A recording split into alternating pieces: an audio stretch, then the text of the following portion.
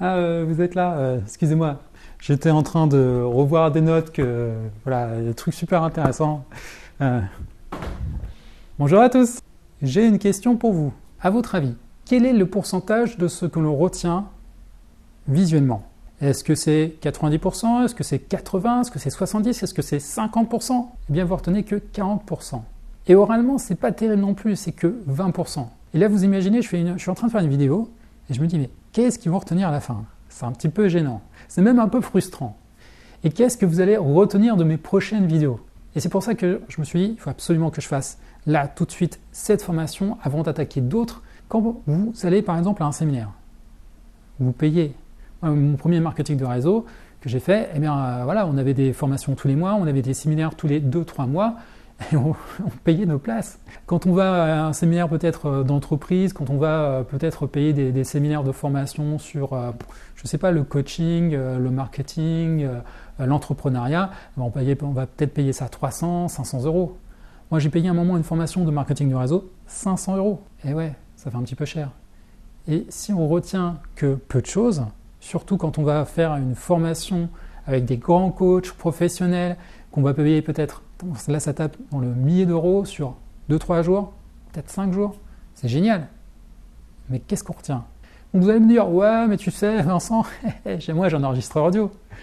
Ouais, mais si tes pines, à un moment, elles tombent à plat, ou si tu n'as pas prévu l'échange, quoi que ce soit, ou si ton enregistrement il déconne, ce qui peut arriver, la technologie n'est pas infaillible. Tu fais comment? Eh bien, la meilleure solution, c'est la prise de notes.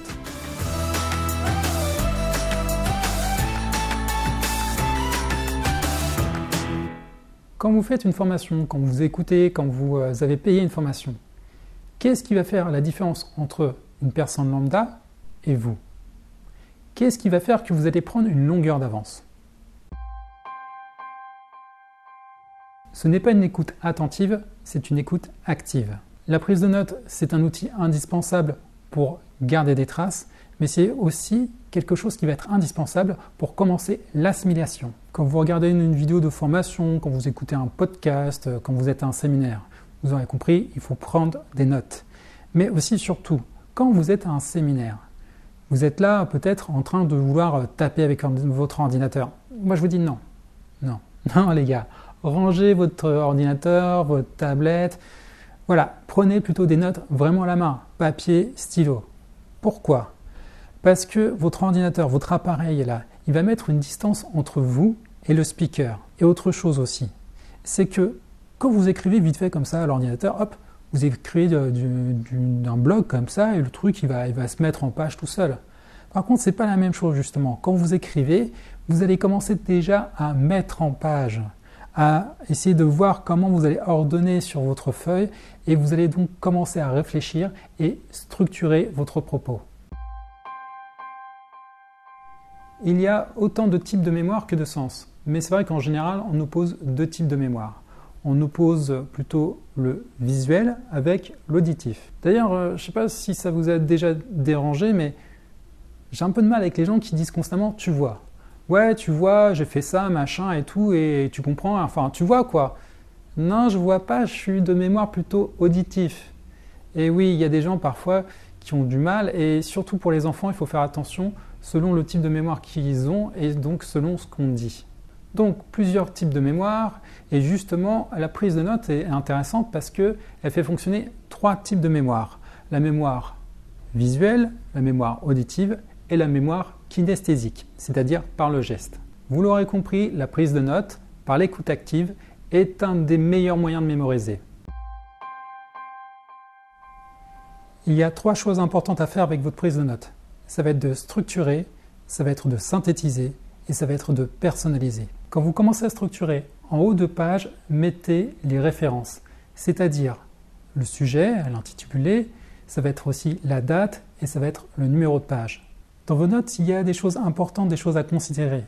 Ça va être par exemple, mettez le plan général, notez plan général. Réécrivez les titres au fur et à mesure des notes. Surlignez ou mettez en couleur les éléments les plus importants. Encadrez les conclusions. Utilisez des signaux. Aérez votre page. Les signaux, ça peut être par exemple un gros point d'exclamation pour dire « attention » ou mettez un petit cœur pour dire « d'apprendre par cœur ». En général, une personne dit 50 mots la minute. Et quand vous écrivez, vous mettez en général 25 mots la minute. Ce qui veut dire que c'est pas possible de tout mettre. Vous ne pouvez pas faire du mot pour mot. Il va falloir faire une prise de notes intelligente. Vous devez impérativement simplifier. Pour cela, utilisez des abréviations et des symboles. N'écrivez pas mot pour mot, mais résumez l'idée. Supprimez tout ce qui n'est pas indispensable à la compréhension. Dessinez si c'est mieux pour la compréhension. Faites des flèches, des organigrammes, etc. Voici quelques exemples d'abréviations. Égal, inférieur, quelque chose, lorsque. Une fois la formation terminée, n'hésitez pas à la compléter si vous pouvez. La prise de notes est aussi quelque chose de personnel. Donc, utilisez vos propres abréviations et utilisez vos propres mots pour écrire. Les mots que vous utilisez. Plus vous appropriez ce qui est dit et plus ce sera facile pour vous de mémoriser et d'y revenir plus tard. Il existe plusieurs manières, plusieurs méthodes de prendre des notes, notamment le système Cornell qui est plutôt utilisé chez nos amis anglophones. Ce système se fait surtout sur la manière dont vous répartissez les informations sur votre feuille. En haut, vous mettez les références, au centre, vous placez vos notes, à gauche, vous mettez les éléments clés, c'est-à-dire structure, définition, concept, formule, signaux. Et en bas, vous faites la synthèse, le résumé des notes de votre page. Quelle est la différence entre une personne qui a pris des notes et vous maintenant qui avez pris soin de prendre des notes? Eh bien la différence elle va se faire déjà dans la qualité de vos notes et dans ce que vous en ferez. Passé 24 heures, on oublie 50% de ce qu'on a entendu. Ah, vous n'allez pas retenir grand chose de cette vidéo si ça continue, hein. Là c'est un petit peu ce qui craint. Donc voilà, comprenez bien que passé 24 heures, on retient que 50% de ce qu'on a entendu. Donc si vous ne faites rien des notes, elles n'auront servi à rien. Vous voyez, là c'est en fait une petite prise de notes pour faire cette vidéo, une partie de mes notes. Et justement, qu'est-ce qui va faire la différence après? Eh bien, le jour de leur rédaction, relisez-les. Le soir même, relisez-les. Et mettez-les au propre après si vous voulez. Enfin, c'est pas obligatoire de les remettre au propre. Mais justement, si vous les remettez au propre le soir, comme ça vous permet de les relire. C'est pas mal, hein. Et donc de temps en temps, il y a un petit peu quelque chose là-haut. Et après aussi, surtout, n'hésitez pas à revenir vers elles quand vous en aurez besoin, quand vous en sentirez le besoin. Et dernière chose, tout ce que vous aurez appris, eh bien, appliquez-les. Mettez-les en pratique. Faites la différence. Passez à l'action.